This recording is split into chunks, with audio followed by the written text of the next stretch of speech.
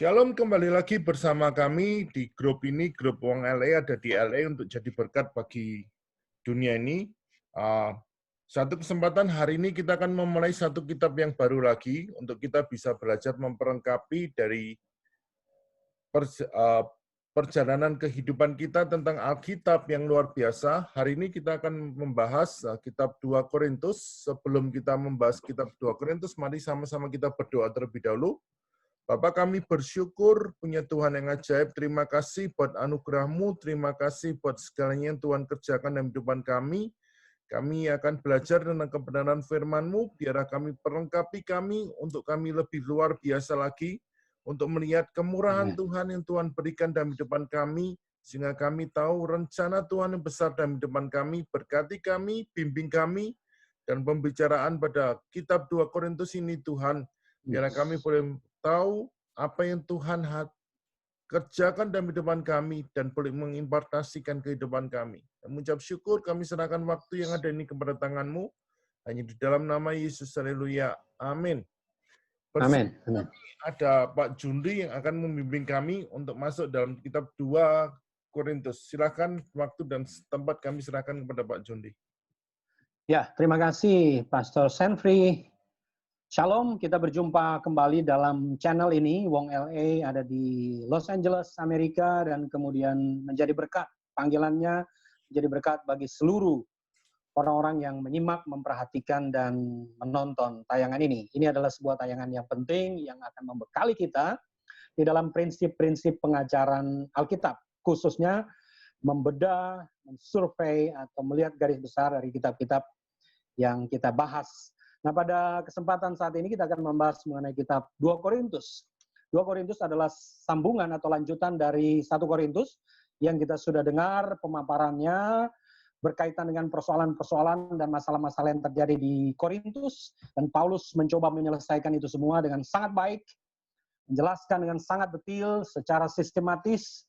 Dan pada kitab 2 Korintus ini, Paulus juga memberikan jawaban atas hal-hal yang penting yang menyerang dirinya, khususnya mengenai dua hal. Nah, kitab 2 Korintus ini menjelaskan secara esensi dua hal yang dialami oleh Paulus. Dan dia menjelaskan secara detail di dalam surat 2 Korintus. Surat 2 Korintus ini ditulis kira-kira tahun 55 sampai 56 di Makedonia. Dan Paulus tinggal di sana selama kurang lebih 3 bulan. Lalu kemudian memberikan penjelasan dan memberikan keterangan kepada jemaat di Korintus supaya mereka tidak goyah terhadap serangan para kaum Yudaizer atau orang-orang Yudaisme yang mencoba memberikan pengaruh negatif kepada jemaat Tuhan yang sudah berdiri di kota Korintus atau di wilayah Korintus, di jemaat Korintus kita sebut. Ada dua hal yang kemudian diserang oleh orang-orang yang menginginkan orang-orang yang sudah menjadi percaya kepada Kristus itu memusuhi Paulus. Maka Paulus menjelaskan secara detail di kitab 2 Korintus. Apa yang kemudian disampaikan sebagai persoalan yang ada di kitab 2 Korintus. Yang pertama adalah Injil yang diberitakan Paulus. Ini menjadi persoalan karena dianggap oleh orang-orang Yudaisme, penganut faham Yudaisme yang kita sebut saja sebagai Judaizer, itu mengatakan bahwa Injil yang disampaikan oleh Rasul Paulus adalah Injil yang belum lengkap. Kenapa belum lengkap? Karena bagi orang-orang Yudaisme, panggilan mereka sebagai umat Allah akan ditiadakan. Yang kedua, hal-hal yang berkaitan dengan ritual agamawi, misalnya seperti sunat, itu tidak terlalu penting bagi ajaran Paulus dalam Injil yang dia sampaikan. Karena bagi Paulus yang penting itu bukan sunat fisik, tapi sunat hati.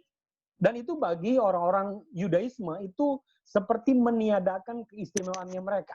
Nah, oleh sebab itu mereka mencoba memberi pengaruh negatif kepada jemaat-jemaat yang sudah berdiri, khususnya di kota Korintus.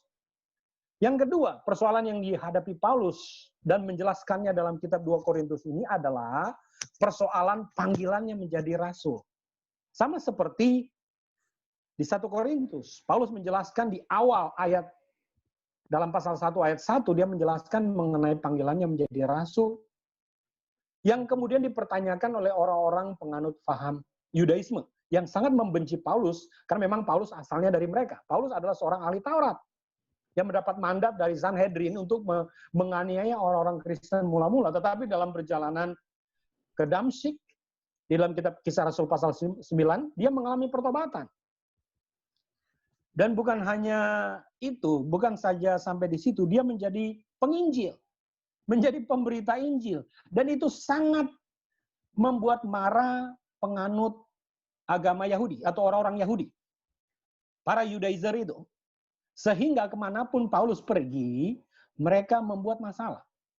Mereka membuat masalah demi masalah dengan maksud supaya Paulus mengalami tekanan. Yang kedua, supaya jemaat-jemaat yang didirikan oleh Paulus dalam perjalanan misi, kitab Korintus ini didirikan oleh Paulus menjadi jemaat ketika dia dalam perjalanan misi yang kedua. Di kitab Kisah Rasul pasal 18 ayat 1-17 itu menjelaskan berdirinya jemaat Korintus.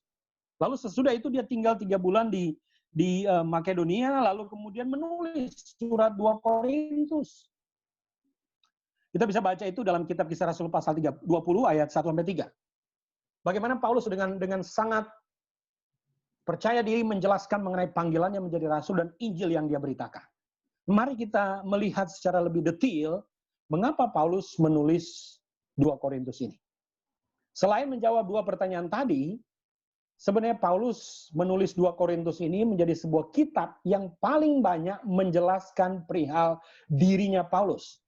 Maka ada yang mengatakan bahwa kitab 2 Korintus ini adalah semacam biografi Paulus, semacam riwayat hidup Paulus, semacam penjelasan mengenai siapakah Paulus. Dan itu kita bisa baca sangat banyak, sangat lengkap dalam kitab 2 Korintus. Nah, apa tujuan Paulus menjawab atau menjelaskan secara detail kepada orang-orang Judaizer itu mengenai dirinya sebagai rasul dan Injil yang dia beritakan? Ada beberapa hal yang menjadi tujuan Paulus. Yang pertama adalah dia mendorong jemaat yang ada di Korintus untuk tetap setia kepada dia sebagai bapak rohani mereka. Paulus menginginkan mereka tidak mudah terpengaruh. Paulus menginginkan mereka tidak mudah bergeser, tidak mudah berpindah ke lain hati, tidak mudah berpindah kepada Injil yang lain, yang bukan Injil yang sejati. Nah, Paulus meminta jemaat di Korintus supaya betul-betul mempercayai apa yang dia sudah sampaikan. Sehingga mereka tidak mudah diombang-ambingkan oleh rupa-rupa angin pengajaran yang ada. Perhatikan baik-baik, jemaat yang tidak tertanam. Perhatikan baik-baik, ini statement penting menurut saya. Jemaat yang tidak tertanam secara doktrin, secara pemahaman yang baik dalam gereja lokal, dia akan mudah sekali pindah-pindah gereja. Kenapa? Karena dia nggak memiliki sense of belonging. Dia nggak memiliki rasa memiliki sebagai jemaat yang tertanam dalam gereja lokal. Maka kemudian ada istilah yang muncul yang mungkin kita kenal sebagai orang Kristen jalan-jalan, GKJJ, orang Kristen jalan-jalan.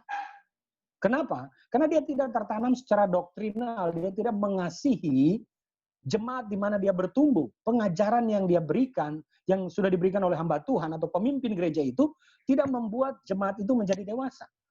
Nah, ini yang dimaksud oleh Paulus, supaya jemaat di Korintus itu tertanam. Karena Paulus adalah bapak rohani dia. Bapak rohani mereka. Bahaya sekali kalau orang tidak tertanam. Seperti dia pergi ke mall, shopping sana, shopping sini, dan dia lupa rumahnya. Rumah rohaninya, rumah gereja asalnya. Ini mengerikan berapa banyak jemaat Kristen sekarang yang kemudian tidak bertumbuh oleh karena dia lupa akan kehidupan rohaninya. Dia jajan kemana-mana, dia pergi kemana-mana, dia bergereja kemana-mana, tapi dia lupa bahwa dia bertumbuh dalam gereja lokal. Ya seperti yang tadi saya ucapkan, GKJJ, Gereja Kristen Jalan-Jalan. Dia pergi kemana-mana lalu membanding-bandingkan pengajarannya, membanding-bandingkan suasananya, membanding-bandingkan penekanan rohaninya. Oh sana pujiannya lebih baik, oh sana kesembuhan ilahi lebih baik, oh sana pengajaran lebih baik. Dia nggak mengerti bahwa di dalam gereja punya keunikan sendiri-sendiri. Ini yang menjadi penyakit bagi orang-orang Kristen yang tidak tertanam. Bahkan lebih ngeri lagi, Bapak Ibu Saudara sekalian, orang-orang yang tidak dewasa itu kemudian mulai menggerogoti dari dalam dan membuat kehancuran dari dalam. Ini persis model dan pola dalam 1 Korintus. Aku kelompok Kefas, kamu kelompok Apolos, dia kelompok Paulus. Satu lagi kelompok Yesus. Jadi terpecah-pecah. Bibit perpecahan itu terjadi ketika orang tidak menjadi orang yang tertanam di dalam gereja lokal. Ini berbahaya sekali. Ini mengerikan sekali. Nah, Paulus menjelaskan dalam kitab 2 Korintus mengenai jemaat supaya mereka mengingat akan kasih mereka mula-mula ketika pertama kali bertemu Tuhan. Mereka menjadi orang-orang yang memiliki ikatan rohani dengan Paulus sebagai pendiri dari jemaat itu. Nah, Paulus ingin mengingatkan ulang mengenai kasih mereka supaya tidak pudar. Biasanya kalau kasih sudah menjadi lama, orang sudah take it for granted. Orang merasa itu sudah biasa. Dia nggak lagi merindukan sesuatu yang ada di awal ketika dia bertemu Tuhan pertama kali, dia semangat berkobar-kobar, dia memberitakan Injil, dia rajin ke gereja, rajin berdoa, penuh Roh Kudus. Tapi ketika sudah mulai perjalanan menjadi orang Kristen yang lama, dia kehilangan spiritualnya. Bahaya sekali ketika orang menjadi kering secara rohani. Bahaya sekali ketika orang menjadi dry, menjadi kering secara rohani. Kasih kepada orang itu, kasih Allah itu akan menjadi luntur.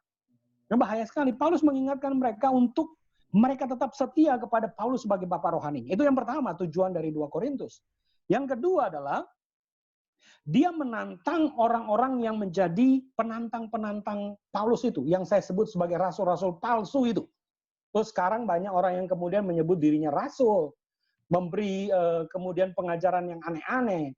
Saya lihat beberapa waktu yang lalu di Afrika itu ada orang yang kemudian jemaatnya disuruh minum deterjen supaya coronavirus itu hilang dari dirinya, dari tubuhnya. Itu kan mengerikan itu. Itu ajaran dari mana orang suruh minum deterjen untuk kesembuhan fisiknya? Itu diajarkan oleh pendeta. Dan ini yang disebut dengan rasul-rasul atau nabi-nabi palsu. Mengerikan sekali ketika orang mengalami ajaran yang tidak sesuai dengan Alkitab. Tidak sesuai dengan prinsip-prinsip Alkitab. Maka 2 Korintus ini adalah sebuah tantangan Paulus kepada orang-orang yang mencoba mempengaruhi jemaat di Korintus supaya mereka mempertanyakan Injil yang diberitakan Paulus dan panggilannya menjadi rasul. Dia menantang mereka. Mereka yang memutarbalikkan Injil. Paulus mengatakan mereka itu adalah orang-orang yang mencoba memutarbalikkan Injil yang sebenarnya bukan Injil. Hanya ada orang yang mencoba untuk mempengaruhi jemaat-jemaat di Korintus. Yang agak mirip dengan kitab Galatia nanti, ketika kita membahas kitab itu. Ini mengerikan sekali. Ada orang yang memutarbalikkan berita Injil, meruntuhkan kerasulan Paulus. Mereka mengatakan, Paulus bukan rasul. Karena dalam urutan atau ukuran panggilan rasul, hanya ada 12 rasul yang dipanggil oleh Yesus. Kan kriteria rasul itu adalah orang-orang yang dipanggil langsung oleh Yesus. Jadi kalau kriteria itu dipakai untuk mengukur diri Paulus, memang Paulus nggak masuk. Paulus bukan murid Yesus langsung yang dipanggil pada waktu Yesus hidup. Tidak, dia mengalami perjumpaan pertobatan ketika di Damsyik dalam perjalanan menuju Damsyik ketika mau menganiaya orang-orang Kristen. Dia masa kemudian sesudah Yesus. Sesudah Yesus naik ke surga, maka muncul panggilan Paulus sebagai rasul. Yang dimulai dengan dia sebagai orang yang menjadi penganiaya jemaat. Background-nya. Dan Paulus menjelaskan itu, dulu aku orang yang sangat membenci Kristus. Tapi karena anugerah Allah, aku ditangkap oleh Kristus, lalu menjadikan aku ini pembawa kabar baik, pemberita Injil. Dan itu dijelaskan sangat jelas dalam 2 Korintus. Maka 2 Korintus ini adalah biografi Paulus. Riwayat hidup Paulus. Dia menjelaskan dirinya Paulus secara sangat detail. Yang ketiga, tujuan dari kitab 2 Korintus ini untuk menuliskan kepada jemaat yang minoritas dalam jemaat itu sedang dipengaruhi oleh lawan Paulus tadi ya, menolak kewenangan Paulus. Mereka kemudian mempertanyakan Paulus mengenai panggilannya. Kemudian terjadi sedikit pemberontakan karena mereka kemudian memprotes dengan mengatakan, kita nggak usah percaya Paulus. Paulus itu kan bukan rasul yang asli. Mereka menolak keaslian panggilan Paulus menjadi rasul. Nah, Paulus kemudian menegur jemaat di Korintus. Paulus kemudian menegur jemaat yang ada di Korintus supaya mereka kembali meyakini apa yang disampaikan oleh Paulus sebagai rasul yang membawa pesan Tuhan di dalam hidupnya. Nah, ini juga menjadi persoalan di gereja-gereja masa kini, Bapak Ibu Saudara sekalian, ketika yang muncul itu adalah orang yang sebenarnya memulai sebuah pelayanan, lalu kemudian dipengaruhi oleh orang-orang lain yang menginginkan perpecahan, dan kita tahu bahwa drive yang memotori orang untuk menghancurkan gereja itu biasanya dari setan. Setan mau gereja terpecah-pecah. Setan mau gereja tidak utuh. Setan mau menggerogoti dari dalam. Nah, kalau itu yang terjadi, kita harus waspada. Kita harus hati-hati supaya kita tidak termakan oleh isu yang disemburkan atau isu yang ditanam oleh iblis. Supaya kita tidak mempertanyakan gereja, tidak mempertanyakan ajaran gereja. Tentunya gereja yang benar, tentunya gereja yang melakukan prinsip-prinsip pelayanan yang sesuai dengan firman Tuhan. Itu yang kita pegang, itu yang kita ambil sebagai sebuah pedoman. Dan kita nggak boleh sembarangan. Tidak boleh kemudian mencoba mempengaruhi orang-orang yang sudah bergereja dengan baik untuk membelok atau memberontak. Ingat, ada peristiwa di dalam kitab Perjanjian Lama ketika Miriam itu memberontak, lalu dia kena kusta. Itu ngeri sekali.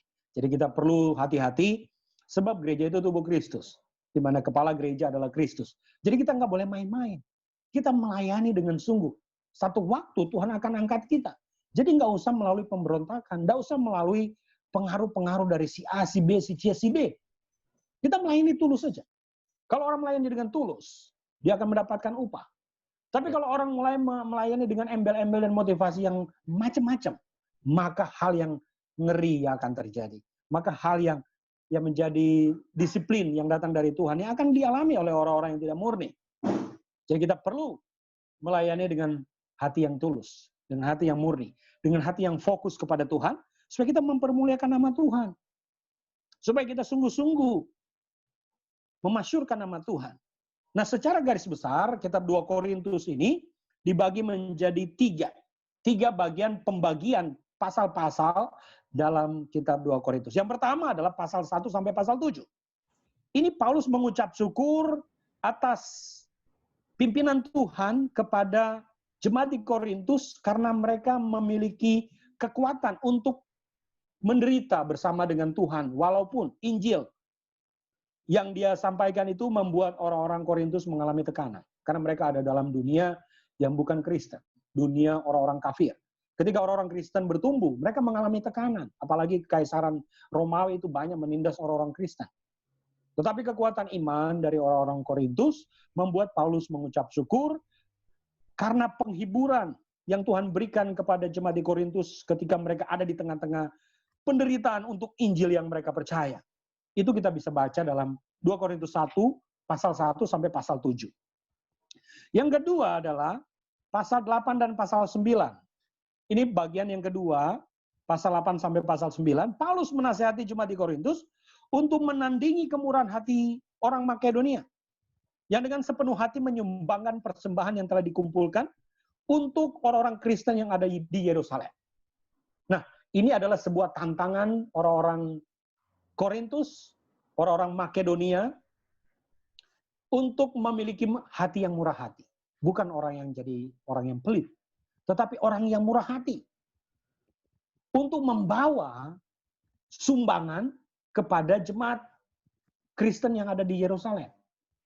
Nah, ini tekanan Paulus. Paulus menasihati jemaat di Korintus untuk memiliki kemurahan hati. Sama seperti orang-orang Makedonia yang penuh murah hati membawa persembahan mendukung gereja yang ada di Yerusalem. Mengumpulkan dukungan kepada jemaat yang ada di Yerusalem. Ini kenapa? Karena kita ini satu tubuh. Kalau ada gereja-gereja yang membutuhkan dukungan, kita sebagai gereja yang memiliki kecukupan, kita perlu membantu. Sama seperti suasana sekarang ini yang ada pada masa COVID-19.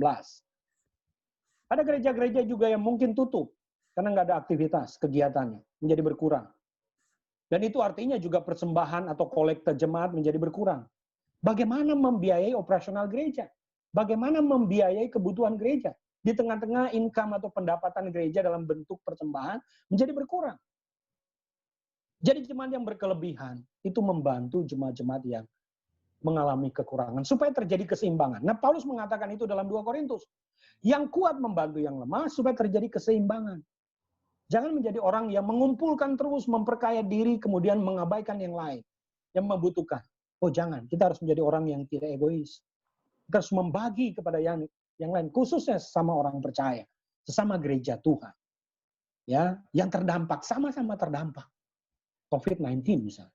Tetapi kita menjadi gereja yang lebih kuat, perlu memperhatikan, membantu, peduli kepada jemaat-jemaat yang lebih susah, yang terdampak, yang lebih parah mungkin ya.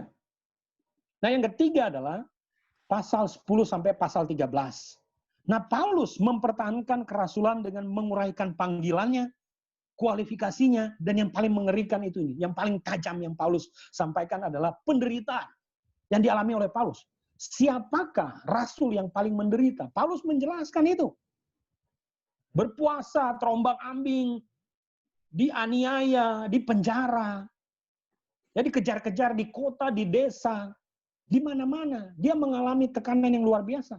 Paulus menjelaskan itu dalam panggilan ketika dia menulis 2 Korintus. Menjelaskan mengenai tantangan yang dialami Paulus ketika dia menjadi orang yang memenuhi panggilan Tuhan sebagai rasul.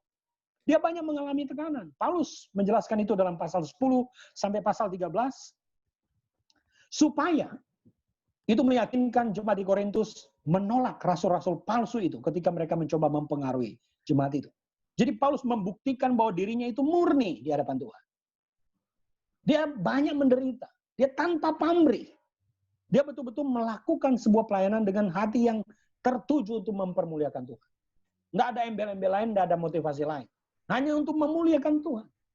Sebab kita ini terbatas oleh usia, oleh umur. Emang ada yang hidup 200 tahun di muka bumi ini zaman sekarang? Nggak ada. Paling kuat kita 70-80 tahun. Itu pun kalau kita sehat. 90 tahun, kita udah berjalan satu-satu. Sudah encok sana-sini, udah kasih minyak angin. Udah tinggal tidur aja mungkin. Kalau sudah 90 tahun mau ngapain lagi? Itu yang harus kita pelajari, bahwa hidup ini adalah kesempatan. Hidup ini adalah sebuah opportunity di mana ketika kita masih kuat, kita melayani Tuhan. Ketika kita masih kuat, kita sungguh-sungguh mempermuliakan nama Tuhan. Kalau kita diberi umur panjang, itu berarti kita harus lebih setia melayani Tuhan. Tapi kalau kita lebih diberi umur yang singkat, yaitu cara kita untuk ketemu Tuhan. Kita akan damai sejahtera di sorga, yang nggak ada penderitaan, persoalan di sana. Ketika kita mati, kita ketemu Tuhan. Dan kalau itu yang terjadi, kita bersukacita senantiasa. Ya kan? Kalau kita mati, kita ketemu Tuhan. Mau ngapain lagi? Hidup di dalam kemuliaan Tuhan dari selama-lamanya sampai selama-lamanya. Tapi kalau kita masih diberi umur panjang, kita harus memuliakan Tuhan. Lebih lama memuliakan Tuhan. Lebih setia melayani Tuhan. Sehingga nama Tuhan dipermuliakan dalam hidup kita. Tuhan memberkati kita. Shalom. Terima kasih buat Mbak Jundi atas waktunya yang sungguh luar biasa ini. Kalau boleh saya tangkap satu kalimat aja, bahwa hidup melayani adalah sebuah kesempatan yang Rasul Paulus boleh ajarkan kepada kita untuk kita tahu kita punya kesempatan untuk kita terus melayani. Selama kita ada waktu, kesempatan, selama kita masih ada hidup kita ini, di waktu-waktu yang sulit ini, apalagi di waktu-waktu COVID-19 ini yang sungguh sulit sekali, kita nggak bisa beribadah, kita harus beribadah online dan sebagainya. Ya. Tapi saya melihat banyak orang yang juga punya banyak inisiatif untuk melayani dalam bentuk mulai dari online service, mulai dari ini, mulai dari aktivitas yang lain dan sebagainya. Nah, kita boleh belajar dari Rasul Paulus dimanapun. Yang kita tangkap di sini, Paulus memperlihatkan satu hal, bahwa Paulus mempunyai tetap dalam panggilannya sebagai seorang pelayannya Tuhan, dan dia mau mempertahankan satu panggilannya itu untuk bisa memberikan contoh kepada kita gitu. Dalam keadaan yang sulit apapun, kita harus tetap mempertahankan satu panggilan kita untuk melayani Tuhan kita yang ajaib ini. Betul ya Pak ya? Yes. Ya, amin. Ya, betul. Untuk kita tetap semangat, untuk kita tetap setia melayani sampai waktunya kita ketemu dengan Tuhan. Amin. Nah, itu satu prinsip yang Rasul Paulus ajarkan untuk kita pada malam hari ini. Tetap semangat, tetap setia melayani Tuhan sampai waktunya dan dan bahwa hidup ini adalah sebuah kesempatan yang tidak bisa diulang dengan kedua kalinya. Dan saya mengencourage semua para pendengar, semua yang melihat video ini, baik semua orang yang melihat video ini dalam kondisi yang sulit ini, ya untuk satu, tetaplah setia melayani, karena Tuhan kita Tuhan yang ajaib, Tuhan kita Tuhan yang luar biasa. Kami akan tutup dengan doa bagi Bapak Ibu sebelum kita doa, yang membutuhkan uluran tangan, membutuhkan doa gitu, untuk semuanya bisa menghubungi kami di channel ini, di channel YouTube kami, Wong LA ada di LA, untuk kita bisa saling mendoakan, untuk kita bisa saling. Ada emailnya juga? Kenapa? Emailnya juga ada kan? Nanti kita cantumkan emailnya, hubungi kami, dan kami akan bantu apapun yang kami bisa kerjakan untuk kemuliaan Tuhan, kami akan kerjakan, kami akan bantu semuanya, dan biarlah nama Tuhan tetap ditinggikan melalui channel ini. Terima kasih buat Pak Joni, mari sama-sama kita berdoa. Bapak, kami bersyukur, terima kasih buat waktu yang singkat ini, buat pembicaraan kami yang sungguh memberkati kami, bahwa kami akan tetap setia melayani, walaupun kondisi kami dalam kondisi-kondisi yang sulit sekarang ini, kami akan tetap setia, kami akan tetap berlari pada panggilan kami untuk menjadi hambanya Tuhan, untuk jadi panggilan yang ajaib dalam kehidupan kami. Kami bersyukur buat firman-Mu yang menguatkan kami. Kami bersyukur buat pengajaran-Mu yang luar biasa dari kitab 2 Korintus ini, Tuhan. Biar kami boleh tetap setia melayani, boleh kami tetap berlari pada panggilan Tuhan yang ajaib, karena hidup kami adalah sebuah kesempatan kalau kami bisa melayani Tuhan. Encourage kami, kuatkan kami untuk kami terus melayani. Karena Tuhan Yesus, Tuhan yang ajaib dalam kehidupan kami. Kami bersyukur buat waktu yang ada di Tuhan. Kami dalam nama Yesus, haleluya. Amin. Amin, amin, amin. Thank you, Pak. Ya, sama-sama. God bless. Ya, God bless.